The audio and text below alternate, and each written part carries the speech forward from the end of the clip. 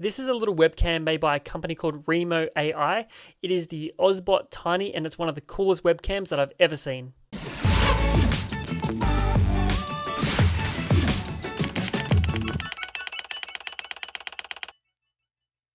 G'day guys, welcome back to the channel. In today's video, we're going to be comparing the OBSBOT Tiny to something like the Logitech Brio, as well as the Sony a7S II, which you're currently watching me through, going through the specifications, giving you a bit of an idea of what it looks like in low light and in a well-lit scenario like the one that you're, I guess, seeing me in now, and talking about some of the really cool features that makes this webcam completely stand out from the rest of the competition. If you like this kind of content, then chuck it a like, get subscribed, and let's begin. Okay, so before we get this webcam out of the box and we do all of those audio and video tests, let's just talk about what comes included and some of the technical specifications. So this is a webcam that is going to put out a resolution of 1080p at 30 frames per second. It can also do 720p 60, but it features AI tracking, gesture control, has software that you can go ahead and control the gimbal part of the actual webcam as well. USB Type-C to connect to your computer, built-in stereo microphones, and a really just nice looking webcam. If that can be a tech spec, I don't know. Out of the box though, once you open it up, you'll see that there is a separate box which includes your accessories. So that has in the box, we'll see here, the magnetic base that goes into the bottom of the webcam, which allows it to spin around and be secure. And then also a USB Type-C to Type A cable. The little magnetic base though is actually a really innovative design. I've not seen webcams use a magnetic base before. It's actually really interesting. There's no clips, there's no, nothing that you need to click in or anything like that. Really good design, really good, I guess, mounting mechanism in my opinion. The cable about 1.5 meters in length. Again, using USB Type-C, really nice to see that they're, I guess, going with the industry standard now. Feels like more and more companies are getting on board with USB Type-C finally. And then we've got the user manual and the warranty card.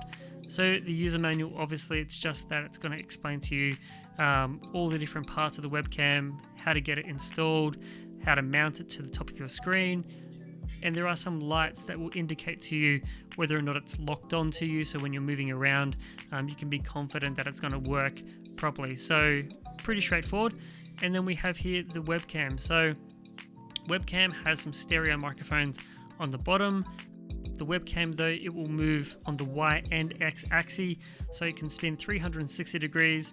And then the bottom has a little thread mount there, so if you want to put it onto a tripod, you can do that as well. And then we can see we've also got USB Type-C and DC. So quite a lot in this very, very small package. Really nice looking webcam.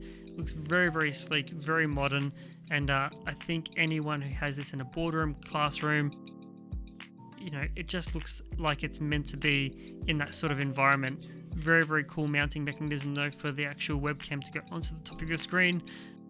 Having it on my screen for the last couple of weeks hasn't fallen off or moved or anything like that. It's been very, very solid and just a very, very good piece of kit.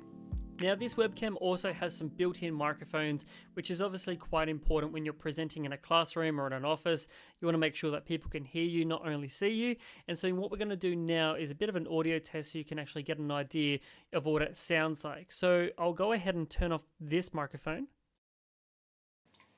And now what you're actually hearing is all of my voice being captured from the OBSBOT Tiny. So I'll move this microphone out of the frame, and that will give you a bit of a sense now of the audio that you're going to get when you get this webcam, if that's something that you're choosing to do. And bear in mind that in this room that I'm in right now, we've got a bit of a curtain behind me to absorb some of the sound, but other than that, it's pretty much all plaster. So take that into consideration. Depending on the room that you're in, you might get some, I guess, different levels of audio. Now, the main feature about this webcam is the fact that it is a little webcam on a gimbal, and it has some really cool AI tracking software that is, I guess, built into the hardware of this webcam, so it will actually follow you as you're moving around. So the way that that works is if I raise my hand like this, it will actually go ahead and lock onto my face. I'll do that once more. So now it's locked on, and I can actually move around the room like this, and it's actually going to follow me around and keep me in the center of the frame. Even if I go all the way down or if I come all the way back up, it's going to do a really, really good job of sort of keeping me center of the frame.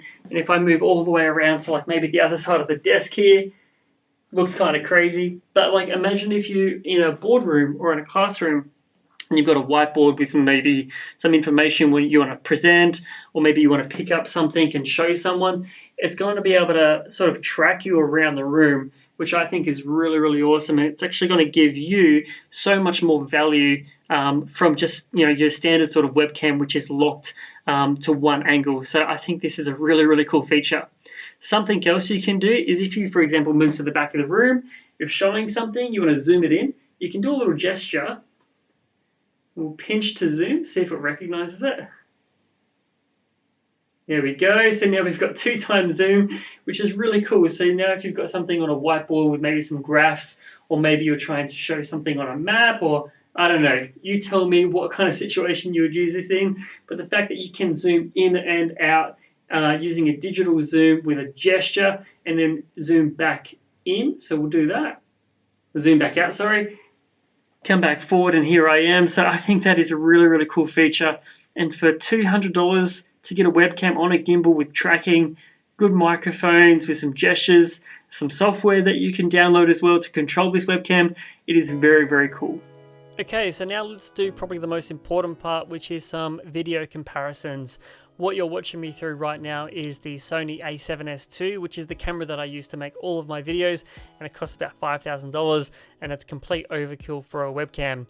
If we move to another scene, which is now we're looking at the OBSBOT, which is what you just saw, not a bad image, quite flat and sort of muted across the whole image, but there's not any grain that I can really see. Again, it's 1080p, 30 frames per second, not as, I guess, warm. I would probably describe the image. It's quite flat and quite muted, but that's not necessarily a bad thing, especially depending on the room that you're in. If there's a lot of lights and bright lights or windows behind you, having a flat or a muted image might be a little bit nicer to look at.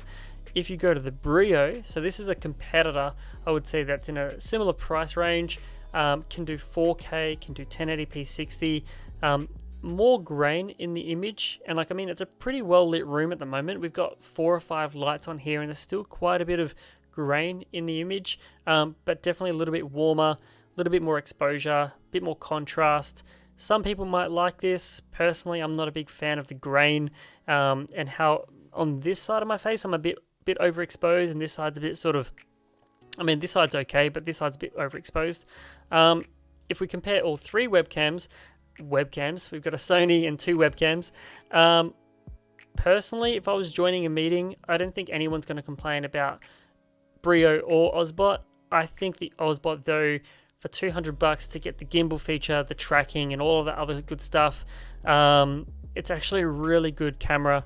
And yeah, personally, I think I would actually go the OBSBOT. I like how much grain has been removed from the image compared to the Brio, and everything with the OBSBOT just looks a little bit more consistent. Everything just seems nicely balanced, and I think the OBSBOT is a definitely a contender. It's definitely a webcam that you guys should be considering when purchasing your next webcam, or if you're looking at one for your classroom or your your boardroom meetings or whatever it might be, maybe even for your live streaming. I think the OBSBOT is a really cool webcam that you guys should be checking out. Okay guys, so would you spend 200 Australian dollars of your money on a webcam like this, or is it missing some features that are really important to you and your live streaming setup? Let me know down in the comment section. If you found this video helpful, hit the like button, get subscribed so you don't miss out on more content like this, and I'll see you in the next video. Now that you're at the end of this video and maybe you're looking at some other webcams, maybe check out one that I did from a company called ThronMax, which is a very cheap and basic webcam, but it is surprisingly good. I'll leave a link up in the corner and you can head over and click on that bad boy now.